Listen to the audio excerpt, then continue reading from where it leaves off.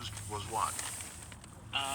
Well, a bunch of them were 7200 slash 12,470.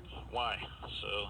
So you're basically using them backwards and then putting them in series. Yeah, yeah. What they do is step power line voltage down to 120, 240 for your house. Well, I was basically feeding it backwards, putting 240 in and getting 12,000 out of it. That's right. And then going, I guess. So do you use only one, or did you actually have them in? Eventually, I was going to wire them. Basically, the other. I was then eventually going to use 4 of them and basically link them parallel the primaries and series and secondaries. So you get like 50,000 volts out of it. You never did that. No, I ended up getting busted. Before that, okay. But you did do, I guess you got to do some experiments with one transformer wired up?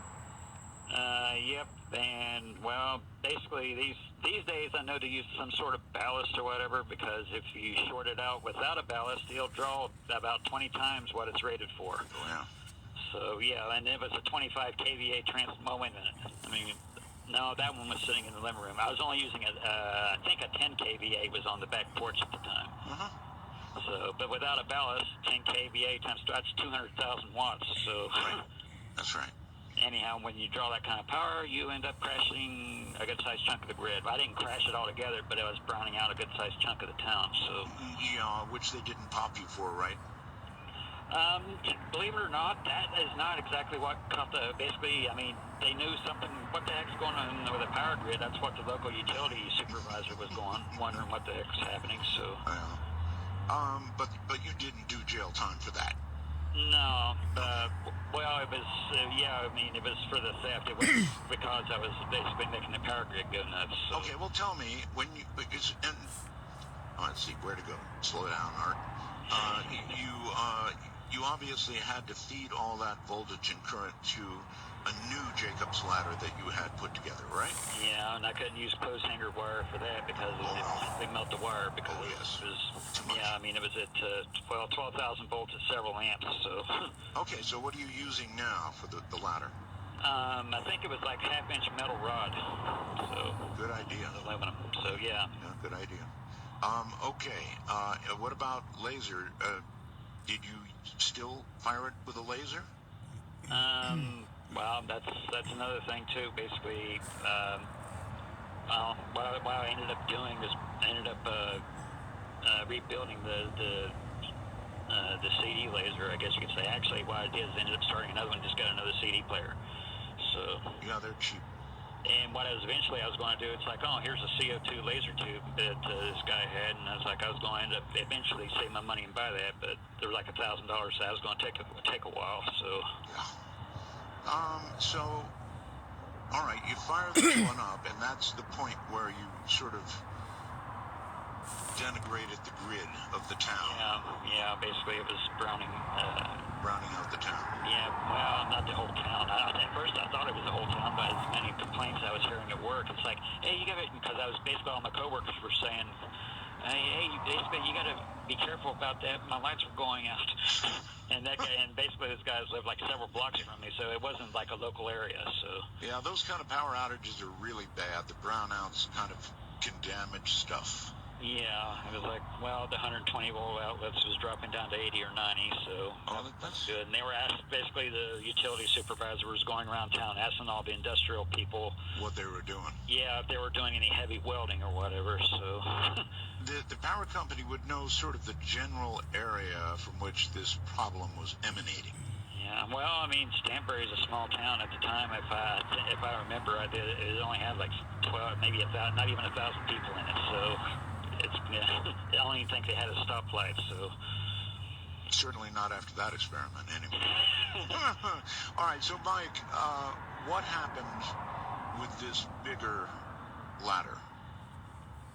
Well, I mean, as far as making things disappear with it, I'm not sure. I mean, I didn't really have to basically get a chance to do a lot with it before I ended up getting busted.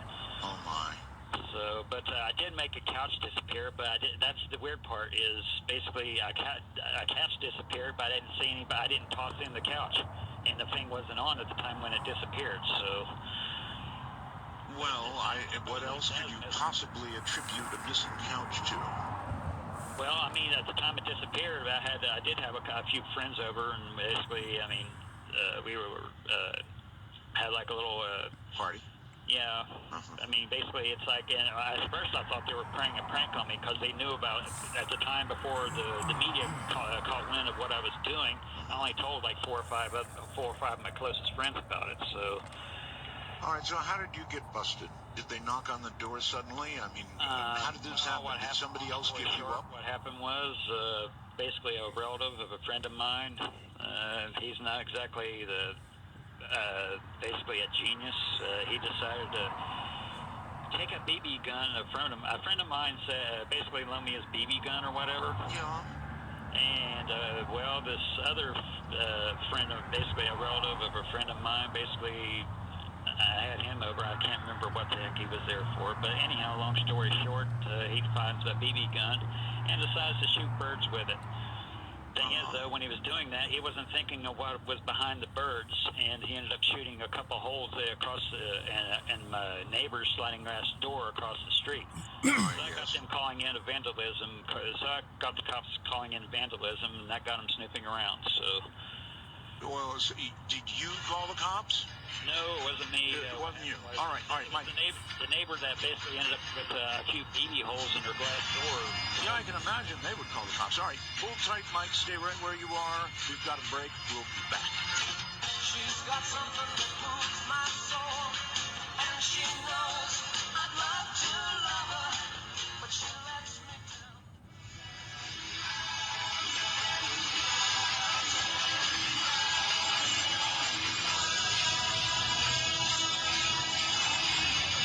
From midnight sweeps across America, you found an oasis for the mind. To call Midnight in the Desert, please dial 1-952-CALL ART. That's 1-952-225-5278. Do not call yet. Repeat, do not call yet. Just rest and listen. My guest is Mike Madman Markham, addressing the legend properly. Mike, welcome back. Thanks for having me, Art.